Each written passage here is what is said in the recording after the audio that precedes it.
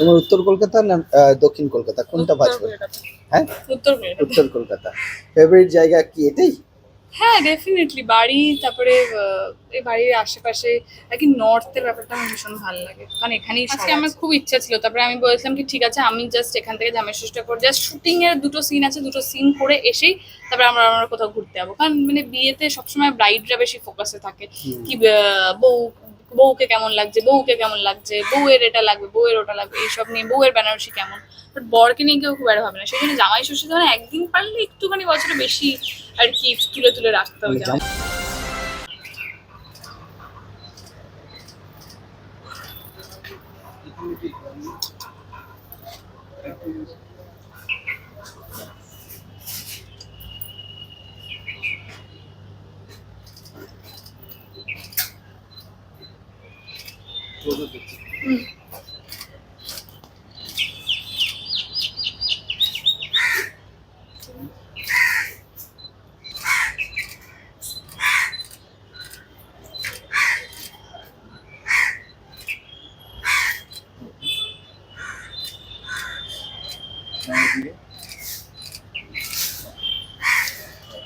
তোমার উত্তর কলকাতা না দক্ষিণ কলকাতা কোনটা উত্তর বাঁচবে? কলকাতা।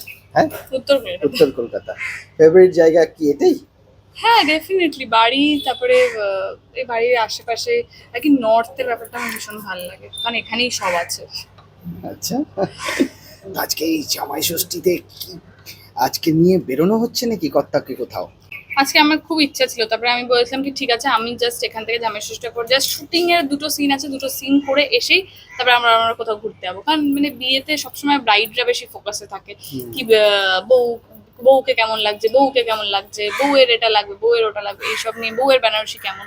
বাট বরকে নিয়ে কেউ খুব একটা ভাবে না, সেই জন্য জামাই ষষ্ঠীতে মানে একদিন পারলে একটুখানি বছরে বেশি আর কি তুলে তুলে রাখতে হবে মানে জামাই। জামাই পুজো হবে আর কি। হ্যাঁ, ডেফিনেটলি।